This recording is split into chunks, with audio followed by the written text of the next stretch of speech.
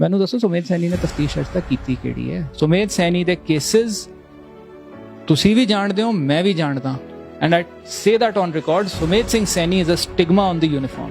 ਦੇਖੋ ਲਿੰਕ ਇਹਦੇ ਵਿੱਚ ਬੜਾ ਕਲੀਅਰ ਹੈ। ਉਸ ਵੇਲੇ ਸੁਮੇਧ ਸਿੰਘ ਸੈਣੀ ਡੀਜੀਪੀ ਸੀ। ਸੁਮੇਧ ਸੈਣੀ ਦੇ ਕੁਝ ਹੈਂਡਪਿਕਡ ਆਫਿਸਰਸ ਨੇ, ਬਾਕੀ ਛੱਡੋ, ਜਸਟਿਸ ਤੀਰਥ ਸਿੰਘ ਠਾਕੁਰ ਜਿਹੜੇ ਚੀਫ ਜਸਟਿਸ ਆਫ ਇੰਡੀਆ ਰਹੇ ਹੈ, ਉਹਨਾਂ ਨੇ ਇੱਥੇ ਅੱਜ ਸੀਜੇ ਇੱਕ ਚਿੱਠੀ ਲਿਖੀ ਸੀ ਜਿਹਦੇ ਵਿੱਚ ਉਹਨਾਂ ਨੇ ਇਹ ਕਿਹਾ ਸੀ ਕਿ ਸੁਮੇਧ ਸੈਣੀ ਨੇ ਇਲੀਗਲੀ ਫੋਨ ਸਟੈਪ ਕੀਤੇ। ਇਹ ਚਿੱਠੀ ਵੀ ਜ਼ਾਹਿਰ ਹੋਈ ਸੀ। ਆਹ ਤਾਂ ਸੁਮੇਧ ਸੈਣੀ ਦਾ ਕੰਮ ਹੈ। ਆਪਾਂ ਕਹਿ ਰਹੇ ਹਾਂ ਫੇਕ ਐਨਕਾਊਂਟਰ, ਉਹਦਾ ਕੋਲਡ ਬਲੱਡਡ ਮਰਡਰ ਹੋਇਆ ਔਰ ਮਰਡਰ ਕਰਨ ਵਾਲੇ ਪੁਲਿਸ ਵਾਲੇ ਹੈ। ਕਿ ਇਹ ਇੱਕ ਡੈਕੋਰੇਟਡ ਆਫਿਸਰ ਰਹੇ ਨੇ ਉਮਰਾ ਨੰਗਲ, ਤਾਂ ਜੋ ਇਹਨਾਂ ਨੂੰ ਮੈਰੀਟੋਰੀਅਸ ਅਵਾਰਡ ਵੀ ਮਿਲਿਆ, ਤੁਸੀਂ ਉਸ ਮਾਮਲੇ ਦੇ ਵਿੱਚ ਵੀ ਉਹ ਉਛਾਲਿਆ ਸੀ ਉਸ ਗੱਲ ਨੂੰ, ਤਾਂ ਉਹਦੇ ਵਿੱਚ ਕੀ ਜਿਹੜੀਆਂ ਡਿਸਪ੍ਰਿੰਸਿਸ ਤੁਹਾਨੂੰ ਮਿਲੀਆਂ ਨੇ? ਦੇਖੋ ਡੈਕੋਰੇਟਡ ਆਫਿਸਰ ਇਹ ਜ਼ਰੂਰ ਨੇ, ਇਹ ਇੰਨੇ ਡੈਕੋਰੇਟਡ ਨੇ ਕਿ ਇਹ ਬੰਦੇ ਵੀ ਐਲੀਮੀਨੇਟ ਕਰਨ ਦਾ ਮੈਡਲ ਇਹਨਾਂ ਨੂੰ ਮਿਲਣਾ ਚਾਹੀਦਾ, ਕੋਲਡ ਬਲੱਡਡ ਮਰਡਰ ਕਮਿਟ ਕਰਨ ਦਾ ਵੀ ਮਿਲਣਾ ਚਾਹੀਦਾ। ਇਹ ਸਾਡੇ ਸਿਸਟਮ ਨੂੰ ਜੇ ਬੰਦਿਆਂ ਨੇ ਕਿਸੇ ਨੇ ਕਰਪਟ ਕੀਤਾ ਹੈ ਜਾਂ ਖਰਾਬ ਕੀਤਾ ਹੈ, ਉਹ ਇਹੋ ਜਿਹੇ ਆਫਿਸਰਸ ਨੇ ਜਿਨ੍ਹਾਂ ਨੇ ਅੱਜ ਉਹ ਸਟੇਜ ਲਿਆ ਦਿੱਤੀ ਹੈ ਕਿ ਹਰ ਵਰਦੀ ਵਾਲੇ ਤੇ ਡਾਊਟ ਹੁੰਦਾ ਹੈ। ਜਸਪਾਲ ਸਿੰਘ ਨੂੰ ਖਾਲੜਾ ਕੇਸ ਦੇ ਵਿੱਚ ਕਨਵਿਕਸ਼ਨ ਹੋਈ। ਖਾਲੜਾ ਕੇਸ ਦਾ ਇੱਕ ਆਈ ਵਿਟਨੈਸ ਸੀ ਕਿਰਪਾਲ ਸਿੰਘ ਰੰਧਾਵਾ। ਪਰਮਰਾਜ ਉਮਰਾ ਨੰਗਲ ਨੇ ਉਹਨੂੰ ਫੇਕ ਰੇਪ ਕੇਸ ਦੇ ਵਿੱਚ ਫਸਾਇਆ। 94 ਦੇ ਵਿੱਚ ਐਨਕਾਊਂਟਰ ਹੁੰਦਾ ਬੰਡਾਲਾ ਦਾ, ਬੰਡਾਲਾ 98 ਜਿਉਂਦਾ ਨਿਕਲਦਾ। 95 ਦੇ ਵਿੱਚ ਖਾਲੜਾ ਦਾ ਐਨਕਾਊਂਟਰ, ਔਰ ਖਾਲੜਾ ਕੇਸ ਦੇ ਵਿੱਚ ਜਸਪਾਲ ਸਿੰਘ, ਉਹੀ ਜਸਪਾਲ ਸਿੰਘ ਜਿਹੜਾ ਉਮਰਾ ਨੰਗਲ ਦੇ ਨਾਲ ਬੰਡਾਲੇ ਦੇ ਐਨਕਾਊਂਟਰ ਸੀ। ਪੂਲੇ ਦੇ ਫਾਦਰ ਦੀ ਡੈਥ ਤੇ ਸੁਮੇਧ ਸੈਣੀ ਦੀ ਦਸਤਾਰਬੰਦੀ ਹੁੰਦੀ ਹੈ। ਵੈਸੇ ਸੁਮੇਧ ਸੈਣੀ ਨੂੰ ਇੰਨਾ ਖਤਰਾ ਕਿਤੇ ਜਾਂਦਾ ਨਹੀਂ, ਪੂਲੇ ਦੇ ਕ੍ਰਿਮੇਸ਼ਨ ਨੂੰ ਅਟੈਂਡ ਕਰਦਾ। ਪੂਲਾ ਉਹ ਬੰਦਾ ਸੀ ਜਿਹਨੇ ਸੁਮੇਧ ਸੈਣੀ ਦਾ ਕੇਸ ਸੁਣਦੇ ਜਸਟਿਸ ਝਾਂਜੀ ਨੂੰ ਥ੍ਰੈਟਨ ਕੀਤਾ। ਇਹ ਜਜਮੈਂਟ ਦੇ ਵਿੱਚ ਰਿਕਾਰਡਡ ਹੈ। ਦੂਜੇ ਪਾਸੇ ਇਹ ਆਉਂਦਾ ਕਿ ਡਰੱਗਸ ਦੇ ਵਿੱਚ ਪੁਲਿਸ ਇਨਵੋਲਡ ਹੈ। ਇਸ ਤੋਂ ਜ਼ਿਆਦਾ ਕੀ ਐਵੀਡੈਂਸ ਚਾਹੀਦਾ ਕਿ ਰਾਜਾ ਕੰਡੋਲਾ ਦੀ ਸਟੇਟਮੈਂਟ ਦੇ ਵਿੱਚ ਉਮਰਾ ਨੰਗਲ ਦਾ ਨਾਂ ਆ ਗਿਆ। ਉਹ ਕਹਿ ਰਿਹਾ ਕਿ ਮੇਰੇ ਫਾਰਮ ਹਾਊਸ ਨੂੰ ਵਿਜ਼ਿਟ ਕਰਦਾ ਸੀ। ਗੁਰੂ ਸਾਹਿਬ ਨੇ ਵੀ ਕਿਹਾ ਹੈ, ਜੇ ਤੋਂ ਪ੍ਰੇਮ ਖਿਲਣ ਕਾ ਚਾਹੋ ਸਿਰ ਪਰ ਗਲੀ ਮੁੜ ਜਾਓ, ਇਸ ਮਾਰਗ ਪੈਰ ਧਰੀ ਦੇ ਸਿਰ ਦੀਜੇ ਕੰਮ। ਮੇਰੇ ਖਿਆਲ ਤੁਸੀਂ ਰੱਬ ਦੇ ਵਿੱਚ ਵਿਸ਼ਵਾਸ ਰੱਖ ਲਿਆ, ਉਹ ਰਾਹ ਫੜ ਲਿਆ, ਫਿਰ ਡਰਨਾ ਨਹੀਂ ਹੁੰਦਾ। ਪਰ ਇੰਨੀ ਇਹਨਾਂ ਅਫਸਰਾਂ ਚੋਂ ਕਿਸੇ 'ਚ ਹਿੰਮਤ ਨਹੀਂ ਕਿ ਪੰਗਾ ਲਵੇ, ਲੈ ਲਵੇ। ਮੈਂ ਡਰਦਾ ਨਹੀਂ, ਮੈਂ ਇਨਸਾਫ ਲਈ ਖੜਾ, ਮੈਂ ਰੱਬ ਤੋਂ।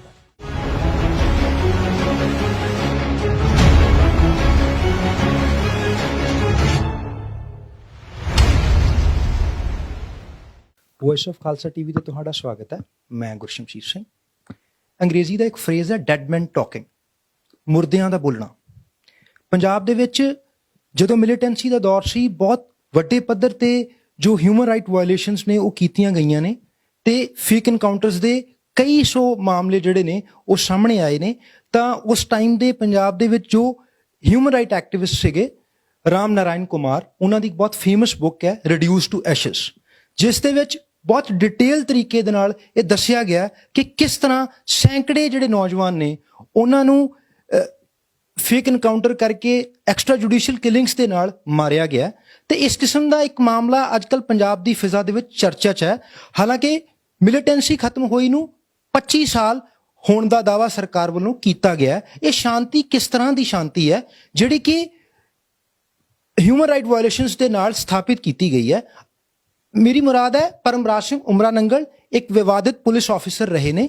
ਆਪਣੀ ਸਰਵਿਸ ਤੋਂ ਸ਼ੁਰੂ ਤੋਂ ਲੈ ਕੇ ਹੁਣ ਤੱਕ ਉਹਨਾਂ ਜਿਹੜਾ ਕਰੀਅਰ ਹੈ ਉਹ ਇੱਕ ਵਿਵਾਦਾਂ ਦੇ ਵਿੱਚ ਰਿਹਾ, ਤੇ ਇੱਕ ਬਹੁਤ ਫੇਮਸ ਕੇਸ ਉਹਨਾਂ ਦੇ ਨਾਲ ਜੁੜ ਗਿਆ ਜਿਹਨੂੰ ਆਪਾਂ ਇਨਫੇਮਸ ਕਹਿ ਸਕਦੇ ਹਾਂ ਹੁਣ, ਗੁਰਨਾਮ ਸਿੰਘ ਬੰਡਾਲਾ ਫੇਕ ਐਨਕਾਊਂਟਰ ਮਾਮਲਾ। 1984 ਦੇ ਵਿੱਚ ਇਹ ਮਾਮਲਾ ਵਾਪਰਿਆ ਸੀਗਾ, ਜਿਸ ਦੇ ਵਿੱਚ ਪੁਲਿਸ ਨੇ ਕਲੇਮ ਕੀਤਾ ਸੀ ਕਿ ਗੁਰਨਾਮ ਸਿੰਘ ਬੰਡਾਲਾ ਨਾਂ ਦੇ ਜਿਹੜੇ ਮਿਲੀਟੈਂਟ ਨੇ ਉਹਨਾਂ ਨੂੰ ਮਾਰ ਦਿੱਤਾ ਗਿਆ। ਤੇ 1998 ਦੇ ਵਿੱਚ ਗੁਰਨਾਮ ਸਿੰਘ ਬੰਡਾਲਾ ਜਿਹੜੇ ਨੇ ਉਹ ਮੰਜ਼ਰੇ ਆਮ ਤੇ ਆਉਂਦੇ ਨੇ ਤੇ ਉਹ ਬਿਲਕੁਲ ਸਹੀ ਸਲਾਮਤ ਪਾਏ ਜਾਂਦੇ ਨੇ।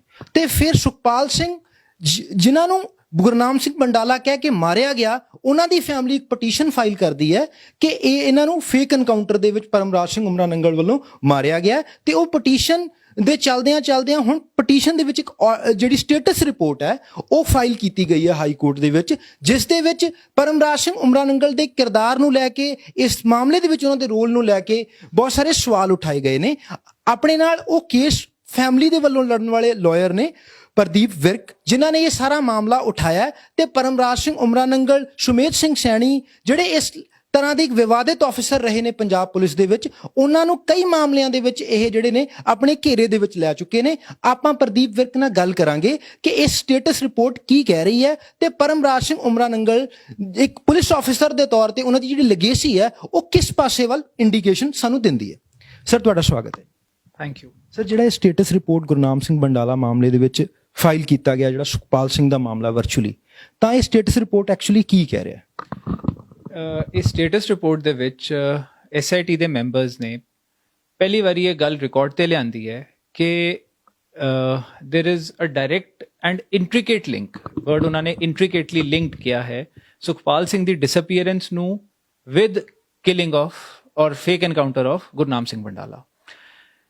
ਹੁਣ ਤੱਕ ਇਸ ਕੇਸ ਦੇ ਵਿੱਚ 3 ਐਸਆਈਟੀਜ਼ ਬਣ ਚੁੱਕੀਆਂ ਜਿਹੜੀ ਤਿੰਨੋਂ ਸਰਕਾਰ ਨੇ ਬਣਾਈਆਂ ਸੀ, ਪਰ ਇਹ ਚੌਥੀ ਐਸਆਈਟੀ ਹੈ ਜਿਹਦੇ ਵਿੱਚ ਮਿਸਟਰ ਸਿਧਾਰਥ ਚਟੋਪਾਧਿਆਏ ਹੈਡ ਕਰ ਰਹੇ ਨੇ ਐਸਆਈਟੀ, ਇਹਨਾਂ ਦੇ ਨਾਲ Mrs Gurpreet Deo and Mr B Chandra Shekhar ਨੇ। ਇਹਨਾਂ ਤਿੰਨੋਂ ਆਫਿਸਰਸ ਦੀ ਐਸਆਈਟੀ ਨੇ ਆਪਣੇ ਆਫਿਸਰ ਚੁਣ ਕੇ ਜਦੋਂ ਤਫਤੀਸ਼ ਸ਼ੁਰੂ ਕੀਤੀ ਤੇ 3 ਮਹੀਨਿਆਂ ਦੇ ਵਿੱਚ ਇਹ ਗੱਲ ਰਿਕਾਰਡ ਤੇ ਲਿਆਤੀ ਹੈ ਆਨਰੇਬਲ ਹਾਈ ਕੋਰਟ ਦੇ ਵਿੱਚ ਸਟੇਟਸ ਰਿਪੋਰਟ ਦੇ ਵਿੱਚ ਇਹ ਕਹਿ ਕੇ ਕਿ ਇਹ ਦੋਵੇਂ ਇਨਸੀਡੈਂਟਸ ਜਿਹੜੇ ਹੁਣ ਤੱਕ ਸਰਕਾਰ ਡਿਨਾਈ ਕਰ ਰਹੀ ਸੀ ਦੇ ਆਰ ਇੰਟ੍ਰਿਕੇਟਲੀ ਲਿੰਕਡ। ਦੂਜੀ ਗੱਲ ਜਿਹੜੀ ਇਹਨਾਂ ਨੇ ਉਹਦੇ ਨਾਲ ਐਵੀਡੈਂਸ ਇੱਕ ਲਾਈ ਹੈ ਉਹ ਵੀ ਬੜੀ ਕਲਿੰਚਿੰਗ ਐਵੀਡੈਂਸ ਹੈ ਜਿਹਦੇ ਵਿੱਚ ਉਹਨਾਂ ਨੇ ਇਹ ਕਿਹਾ ਹੈ ਕਿ ਐਸਐਸਪੀ ਰੂਪਨਗਰ ਨੇ ਲਿਖ ਕੇ ਦਿੱਤਾ ਹੈ ਕਿ ਇਸ ਕੇਸ ਦੇ ਵਿੱਚ ਅਨਟ੍ਰੇਸਡ ਰਿਪੋਰਟ ਗੁਰਨਾਮ ਸਿੰਘ ਬੰਡਾਲਾ ਦੇ ਫੇਕ ਐਨਕਾਊਂਟਰ ਦੇ ਕੇਸ ਦੇ ਵਿੱਚ ਅਨਟ੍ਰੇਸਡ ਰਿਪੋਰਟ ਫਾਈਲ ਹੋਈ ਸੀ ਜਿਹੜੀ ਕੋਰਟ ਨੇ ਐਕਸੈਪਟ ਕਰ ਲਈ ਸੀ, ਟ੍ਰਾਇਲ ਕੋਰਟ ਨੇ। ਹੁਣ ਇਸ ਕੇਸ ਦੇ ਵਿੱਚ ਜਦੋਂ ਟ੍ਰਾਇਲ ਕੋਰਟ ਤੋਂ ਇਹਨਾਂ ਨੇ ਰਿਕਾਰਡ ਮੰਗਿਆ ਔਰ ਜਦੋਂ ਡੀਏ ਲੀਗਲ ਤੋਂ ਰਿਕਾਰਡ ਮੰਗਿਆ ਸੋ ਫਾਈਲ ਰਿਕਾਰਡ ਰੂਮ ਨੂੰ ਕੰਸਾਈਨ ਹੋਣ ਦਾ ਵੀ ਕੋਈ ਰਿਕਾਰਡ ਨਹੀਂ ਮਿਲਿਆ। ਕੋਰਟ ਰਿਕਾਰਡ ਕਦੇ ਵੀ ਡਿਸਟਰੋਏ ਨਹੀਂ ਹੁੰਦਾ। ਡੀਏ ਲੀਗਲ ਕੋਲ ਵੀ ਇਹ ਰਿਕਾਰਡ ਹੋਣਾ ਸੀ ਕਿ ਇਹ ਫਾਈਲ ਰਿਕਾਰਡ ਰੂਮ ਨੂੰ ਕੰਸਾਈਨ ਹੋਈ ਹੈ। ਇਸ ਕੇਸ ਦੇ ਵਿੱਚ ਕੁਝ ਵੀ ਇਹੋ ਜਿਹਾ ਨਹੀਂ ਨਿਕਲਿਆ। ਉਹਨਾਂ ਨੇ ਰਾਦਰ ਲਿਖ ਕੇ ਦਿੱਤਾ ਕਿ ਜੀ ਸਾਡੇ ਕੋਲ ਇਸ ਕੇਸ ਦਾ ਕੋਈ ਰਿਕਾਰਡ ਨਹੀਂ ਹੈ, ਜਿਹਦੇ ਤੋਂ ਇਹ ਪ੍ਰੂਵ ਹੋ ਰਿਹਾ ਹੈ ਐਜ਼ ਆਫ ਨਾਓ ਜਿੰਨੀ ਐਵੀਡੈਂਸ ਆਈ ਹੈ ਔਰ ਇਹ ਡਾਕੂਮੈਂਟਸ ਵੀ ਨਾਲ ਸਟੇਟਸ ਰਿਪੋਰਟ ਦੇ ਲਾਏ ਗਏ ਨੇ ਕਿ ਇਹ ਐਨਕਾਊਂਟਰ ਸਿਰਫ ਔਰ ਸਿਰਫ ਪੁਲਿਸ ਦੀ ਫਾਈਲਸ ਦੇ ਵਿੱਚ ਐਗਜ਼ਿਸਟ ਕੀਤਾ ਹੈ ਔਰ ਪੁਲਿਸ ਨੇ ਬੜੀ ਕਲੇਵਰ ਤਰੀਕੇ ਦੇ ਨਾਲ ਇਸ ਚੀਜ਼ ਨੂੰ ਕਵਰ ਅਪ ਕੀਤਾ ਹੈ। ਕਹਿ ਕੇ ਜੀ ਅਸੀਂ ਅਨਟ੍ਰੇਸਡ ਰਿਪੋਰਟ ਫਾਈਲ ਕੀਤੀ ਔਰ ਉਹ ਰਿਕਾਰਡ ਹੁਣ ਅਸੀਂ ਵੀ ਡਾਊਟ ਕਰਤਾ ਹੈ। ਹੁਣ ਜੇ ਤੁਸੀਂ ਰਿਕਾਰਡ 2002 ਡਿਸਟਰੋਏ ਕਰ ਚੁੱਕੇ ਹੋ ਇਹ ਤੁਹਾਡੀ ਜਵਾਬਦਾਰੀ ਹੈ। ਆਨਰੇਬਲ ਕੋਰਟ ਨੇ ਕਿਹਾ ਹੈ ਇਸ ਚੀਜ਼ ਨੂੰ ਸਟੇਟਸ ਰਿਪੋਰਟ ਐਕਸੈਪਟ ਕਰਦਿਆਂ ਹੋਇਆਂ ਕਿ 3 ਮਹੀਨੇ ਤੁਹਾਨੂੰ ਹੋਰ ਦੇ ਰਹੇ ਹਾਂ, ਤੁਹਾਨੂੰ ਸਾਡੀ ਪਰਮਿਸ਼ਨ ਦੀ ਲੋੜ ਨਹੀਂ, ਤੁਸੀਂ ਆਪਣੀ ਤਫਤੀਸ਼ ਕੈਰੀ ਆਊਟ ਕਰੋ। ਕਿਉਂਕਿ ਇਹਨਾਂ ਨੇ ਕਿਹਾ ਸੀ ਅਸੀਂ ਇਸ ਕੇਸ ਫਰਦਰ ਇਨਵੈਸਟੀਗੇਸ਼ਨ ਕਰਨੀ ਹੈ। ਕਹਿੰਦੇ ਤੁਹਾਨੂੰ ਬਣਾਇਆ ਹੀ ਤਾਂ ਹੈ ਇਸ ਕੇਸ ਦੇ ਵਿੱਚ ਐਸਆਈਟੀ ਕਨਸਟੀਟਿਊਟ ਹੀ ਤਾਂ ਕੀਤੀ ਗਈ ਹੈ ਕਿ ਆਲ ਐਂਗਲਸ ਤੋਂ ਇਨਵੈਸਟੀਗੇਟ ਕਰੋ, you don't need permission from the court for this, ਸਿਰਫ ਕੋਰਟ ਨੂੰ ਇਨਫੋਰਮ ਕਰਨਾ ਹੈ। ਹੁਣ ਪਹਿਲੀ ਵਾਰੀ ਇਹੋ ਜਿਹੀ ਐਵੀਡੈਂਸ ਆਈ ਹੈ ਜਿਹੜੀ ਹੁਣ ਤੱਕ ਕਦੇ ਵੀ ਕਿਸੇ ਵੀ ਪੁਲਿਸ ਦੀ ਇਨਵੈਸਟੀਗੇਟਿਵ ਟੀਮ ਨੂੰ ਨਹੀਂ ਮਿਲੀ। ਔਰ ਮੈਂ ਇੱਥੇ ਗੱਲ ਕਵਾਂਗਾ ਇਹੋ ਜਿਹੇ ਐਕਸ਼ਨਸ ਜਿਹੜੇ ਹੁੰਦੇ ਆ ਇੱਕ ਐਸਆਈਟੀ ਦੇ ਵੱਲੋਂ ਇਹੋ ਜਿਹੀ ਵਧੀਆ ਤਫਤੀਸ਼ ਹੋਈ ਕਿਤੇ ਨਾ ਕਿਤੇ ਪੁਲਿਸ ਦੇ ਵਿੱਚ ਵੀ ਫੇਥ ਰਿਪੋਜ਼ ਕਰਵਾ ਦਿੰਦੀ ਹੈ, ਕਿਉਂਕਿ ਹੁਣ ਤੱਕ ਪੰਜਾਬ ਪੁਲਿਸ ਦੇ ਵਿੱਚ ਅਸੀਂ ਕਿਤੇ ਵੀ ਫੇਥ ਰਿਪੋਜ਼ ਨਹੀਂ ਕੀਤਾ। ਇਸ ਕੇਸ ਦੀ ਤਫਤੀਸ਼ 2007 ਤੋਂ ਚੱਲ ਰਹੀ ਹੈ। ਹਰ ਐਫਰਟ ਕੀਤੀ ਗਈ ਹੈ ਕਿ ਇਹ ਸੱਚਾਈ ਕਦੇ ਨਾ ਬਾਹਰ ਆਵੇ ਔਰ ਫਾਈਨਲੀ ਹੁਣ ਜਿਵੇਂ ਕਿ ਤੁਸੀਂ ਸੁਮੇਧ ਸੈਣੀ ਦਾ ਵੀ ਨਾਂ ਲਿਆ, ਇੱਕ ਐਸਆਈਟੀ ਬਣੀ ਸੀ ਸੁਮੇਧ ਸਿੰਘ ਸੈਣੀ ਦੇ ਅੰਡਰ 2014 ਦੇ ਵਿੱਚ ਜਿਹਦੇ ਵਿੱਚ ਮਿਸਟਰ ਸਹੋਤਾ, ਮੈਂ ਸੀਰੀਅਲ ਸੀਕੁਐਂਸ ਵਾਈਜ਼ ਹੀ ਦੱਸ ਦੇਣਾ ਤੁਹਾਨੂੰ ਕੀ ਹੋਇਆ ਸੀ ਇਸ ਕੇਸ। 2007 ਤੋਂ 2010 ਤੱਕ ਮਿਸਟਰ ਜੇਪੀ ਬਿਰਦੀ ਦੇ ਅੰਡਰ ਇਸ ਕੇਸ ਦੀ ਇਨਕੁਆਇਰੀ ਹੋਈ। ਉਸ ਤੋਂ ਬਾਅਦ ਡੀਆਈਜੀ ਰੂਪਨਗਰ ਕੋਲ ਇਨਕੁਆਇਰੀ ਚੱਲੀ ਜਿਹਦੇ ਵਿੱਚ ਮਿਸਟਰ ਆਰਕੇ ਜੈਸਵਾਲ ਵੀ ਸੀ। ਉਸ ਤੋਂ ਬਾਅਦ ਮਿਸਟਰ ਸੁਮੇਧ ਸੈਣੀ ਦੇ ਅੰਡਰ ਐਸਆਈਟੀ ਬਣਾਈ ਗਈ ਜਿਹਦੇ ਵਿੱਚ mister Sahota, mister Balkar Sidhu and mister RK Jaiswal ਇਹਨਾਂ ਤਿੰਨਾਂ ਦੀ ਐਸਆਈਟੀ ਸੀ। ਹੁਣ ਇਹ ਤਿੰਨੋਂ ਐਸਆਈਟੀਜ਼ ਜਿਹੜੀਆਂ ਕੀਤੀਆਂ ਜਾਂ ਇੰਡੀਵਿਜੂਅਲ ਆਫਿਸਰਸ ਨੇ ਇਨਕੁਆਇਰੀਜ਼ ਕੀਤੀਆਂ, ਇਹਨਾਂ ਨੂੰ ਕੋਈ ਵੀ ਐਵੀਡੈਂਸ ਕਿਸੇ ਵੀ ਸਟੇਜ ਤੇ ਨਹੀਂ ਮਿਲੀ ਅਗੇਂਸਟ ਉਮਰਾ ਨੰਗਲ। ਇੱਥੇ ਤੱਕ ਕਿ ਇਹਨਾਂ ਨੂੰ ਇਹ ਵੀ ਕੁਝ ਇੰਪੋਰਟੈਂਟ ਨਹੀਂ ਲੱਗਿਆ ਕਿ ਜਿਹੜਾ ਗੁਰਨਾਮ ਸਿੰਘ ਬੰਡਾਲਾ ਮਾਰਿਆ ਗਿਆ ਉਹ ਜਿਉਂਦਾ ਨਿਕਲ ਗਿਆ 4 ਸਾਲਾਂ ਬਾਅਦ। ਔਰ ਇਹ ਫੈਕਟ ਪਹਿਲੀ ਵਾਰੀ ਇਸ ਐਸਆਈਟੀ ਨੇ ਜਿਹੜੀ ਆਨਰੇਬਲ ਕੋਰਟ ਨੇ ਕਨਸਟੀਟਿਊਟ ਕੀਤੀ ਹੈ ਉਸ ਐਸਆਈਟੀ ਨੇ ਪਹਿਲੀ ਵਾਰੀ ਗੱਲ ਰਿਕਾਰਡ ਤੇ ਲਿਆਂਦੀ ਹੈ। ਇਸ ਜੋ ਤੁਸੀਂ ਸੁਮੇਧ ਸਿੰਘ ਸੈਣੀ ਉਹਨਾਂ ਦਾ ਨਾਮ ਲਿਆ, ਜਿਹੜੀ ਐਸਆਈਟੀ ਉਹਨਾਂ ਦੇ ਵੱਲੋਂ ਬਣਾਈ ਗਈ ਸੀ, ਉਹਨਾਂ ਵੱਲੋਂ ਵੀ 2016 ਦੇ ਵਿੱਚ ਇੱਕ ਐਫਆਈਆਰ ਇਸ ਮਾਮਲੇ ਦੇ ਵਿੱਚ ਦਰਜ ਕਰ ਦਿੱਤਾ ਗਿਆ ਸੀ, ਤਾਂ ਉਸ ਤੋਂ ਤੁਸੀਂ ਸੈਟੀਸਫਾਈ ਨਹੀਂ ਸੀ? ਦੇਖੋ ਉਹ 2013 ਦੇ ਵਿੱਚ ਅਸੀਂ ਆਨਰੇਬਲ ਹਾਈ ਕੋਰਟ ਦੇ ਵਿੱਚ ਚਲੇ ਗਏ। ਸੋ ਉਸ ਚੀਜ਼ ਨੂੰ ਰੋਕਣ ਦੇ ਲਈ ਔਰ ਆਪਣੀ ਫੇਅਰਨੈਸ ਸ਼ੋ ਕਰਨ ਦੇ ਲਈ ਇਮੀਡੀਏਟਲੀ ਇਹਨਾਂ ਨੇ ਇੱਕ ਐਸਆਈਟੀ ਬਣਾਤੀ ਜਿਹੜੀ ਮੈਂ ਦੱਸੀ, and mister Sahota with mister Balkar Sidhu and mister Jaiswal S members. ਉਹ ਐਸਆਈਟੀ ਨੇ ਸਿਰਫ ਇਹਨਾਂ ਇਨਸ਼ੋਰ ਕੀਤਾ ਕਿ ਅਸੀਂ ਇੱਕ ਇਨਕੁਆਇਰੀ ਕੰਡਕਟ ਕਰ ਰਹੇ ਹਾਂ ਜਿਹਦੇ ਵਿੱਚ ਉਮਰਾ ਨੰਗਲ ਨੂੰ ਉਹਨਾਂ ਨੇ ਐਗਜ਼ੋਨਰੇਟ ਕੀਤਾ ਔਰ ਐਫਆਈਆਰ ਇੱਕ ਦਿਨ ਪਹਿਲਾਂ ਹਾਈ ਕੋਰਟ ਦੀ ਜਿਹੜੀ ਡੇਟ ਸੀ ਉਸ ਤੋਂ ਇੱਕ ਦਿਨ ਪਹਿਲਾਂ ਦਰਜ ਕੀਤੀ ਕਿ ਜੀ ਲੋ ਅਸੀਂ ਡਿਸਅਪੀਅਰੈਂਸ ਦਾ ਜਾਂ ਐਬਡਕਸ਼ਨ ਦਾ ਪਰਚਾ ਦਰਜ ਕਰਤਾ ਹੈ। ਉਹ ਸਿਰਫ ਇਸ ਕਰਕੇ ਕੀਤਾ ਕਿ ਆਨਰੇਬਲ ਹਾਈ ਕੋਰਟ ਕੱਲ ਨੂੰ ਇਹ ਕੇਸ ਸੀਬੀਆਈ ਨੂੰ ਨਾ ਟ੍ਰਾਂਸਫਰ ਕਰ ਦੇਵੇ। ਔਰ ਇੱਥੇ ਇੱਕ ਬੜੀ ਇੰਟਰਸਟਿੰਗ ਮੈਂ ਗੱਲ ਕਹਿਣੀ ਚਾਹੂੰਗਾ। ਵੇਖੋ ਆਨਰੇਬਲ ਹਾਈ ਕੋਰਟ ਨੇ ਵੀ ਆਪਣੀ ਇਸ ਕੇਸ ਦੀ ਜਜਮੈਂਟ ਦੇ ਵਿੱਚ ਆ ਗੱਲ ਆਖੀ ਸੀ ਕਿ ਬੰਦੇ ਦੀ ਡਿਸਅਪੀਅਰੈਂਸ ਤੇ ਤੁਸੀਂ ਐਫਆਈਆਰ ਵੀ ਨਹੀਂ ਦਰਜ ਕਰ ਰਹੇ। ਲਲਿਤਾ ਕੁਮਾਰੀ ਦੀ ਜਜਮੈਂਟ ਦੇ ਉੱਤੇ ਅਸੀਂ ਆਰਗੂ ਕੀਤਾ ਸੀ ਕਿ ਆਨਰੇਬਲ ਸੁਪਰੀਮ ਕੋਰਟ ਨੇ ਇੱਕ ਲਾਅ ਸੈਟਲ ਕੀਤਾ ਹੈ, ਕੋਗਨੀਜ਼ੇਬਲ ਆਫੈਂਸ ਰਿਪੋਰਟ ਹੋਵੇ ਤੇ ਨਾਲ ਦੀ ਨਾਲ ਤੁਹਾਨੂੰ ਇੱਕ ਐਫਆਈਆਰ ਦਰਜ ਕਰਨੀ ਹੁੰਦੀ ਹੈ।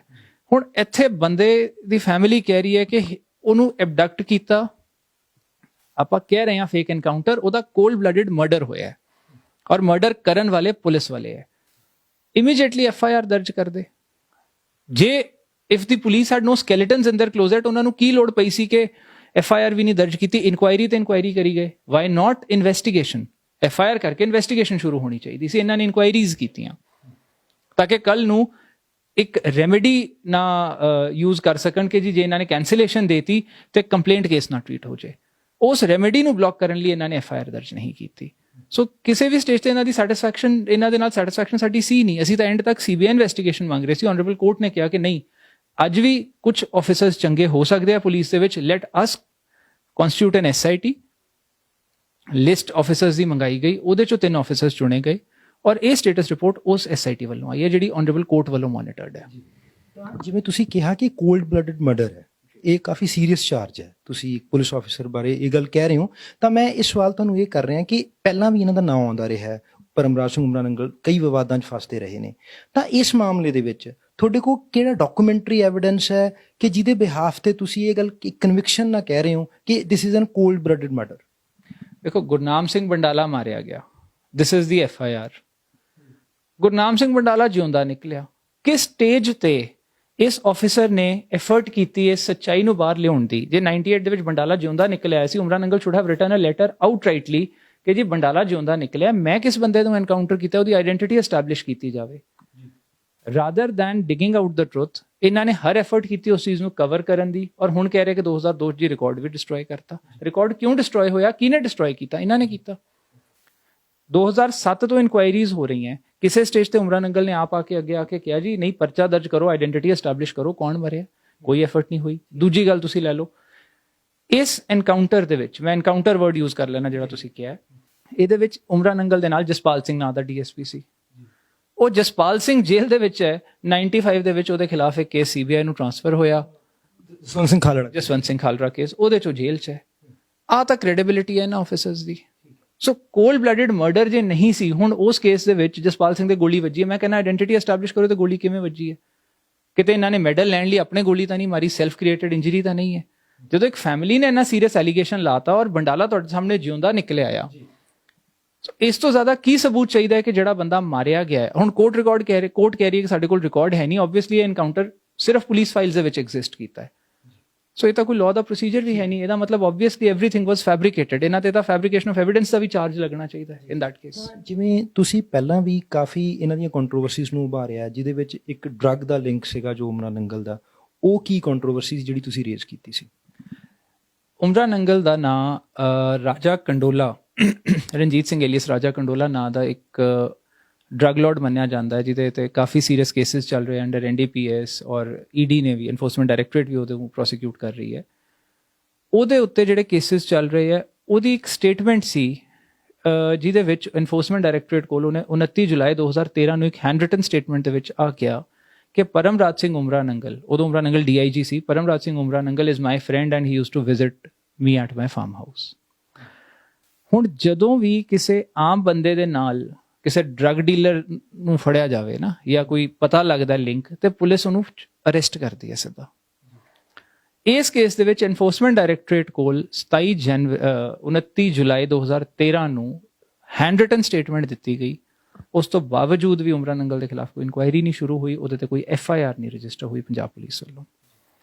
ਉਸ ਤੋਂ ਇਲਾਵਾ 7 ਦਸੰਬਰ 2018 ਨੂੰ ਮਿਸਟਰ ਨਿਰੰਜਨ ਸਿੰਘ ਨੇ, ਜਿਹੜੇ ਅਸਿਸਟੈਂਟ ਡਾਇਰੈਕਟਰ ਸੀ ਉਸ ਵੇਲੇ, ਉਹਨਾਂ ਨੇ ਐਡਮਿਟ ਕੀਤਾ ਕਿ ਉਮਰਾ ਨੰਗਲ ਦੀ ਉਹਨਾਂ ਨੇ ਇਨਵੈਸਟੀਗੇਸ਼ਨ ਕੀਤੀ ਹੈ ਰਾਜਾ ਕੰਡੋਲਾ ਕੇਸ ਦੇ ਵਿੱਚ। ਇਹਨੂੰ ਸਮਨ ਕਰਕੇ ਇਹਨੂੰ ਕੁਐਸਚਨ ਕੀਤਾ ਔਰ ਉਮਰਾ ਨੰਗਲ ਨੇ ਆਪਣੀ ਅਬਰੋਡ ਦੀਆਂ ਕਿਸੇ ਪ੍ਰਾਪਰਟੀ ਦਾ ਕੋਈ ਉਹਨਾਂ ਨੂੰ ਡਿਟੇਲ ਨਹੀਂ ਦਿੱਤੀ, US ਦੀਆਂ ਪ੍ਰਾਪਰਟੀਜ਼ ਦਾ।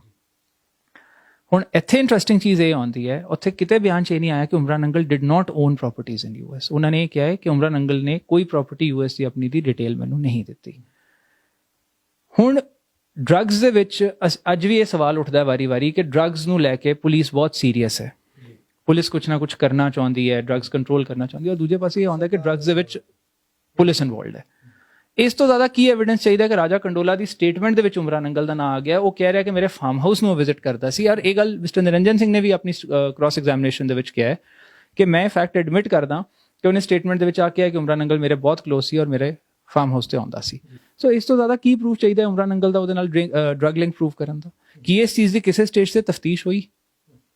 ਜੋ ਆਮ ਬੰਦੇ ਦੇ ਨਾਲ ਪ੍ਰੋਸੀਜਰ ਫੋਲੋ ਹੁੰਦਾ ਹੈ ਕਿ ਐਫ ਆਈ ਆਰ ਰਜਿਸਟਰ ਕਰੋ, ਉਹਦੀ ਇਨਵੈਸਟੀਗੇਸ਼ਨ ਕਰੋ, ਕੀ ਉਹ ਪ੍ਰੋਸੀਜਰ ਫੋਲੋ ਹੋਇਆ ਤਾਂ ਐਫ ਆਈ ਆਰ ਛੱਡੋ, ਇਨਕੁਆਇਰੀ ਨਹੀਂ ਹੋਈ। He was never even placed under suspension. ਤਾਂ ਜਿਹੜਾ ਸਵਾਲ ਇਹ ਉਹਦੇ ਵਿੱਚ ਇੱਕ ਗੱਲ ਇਹ ਆਈ ਸੀ ਕਿ ਜਦੋਂ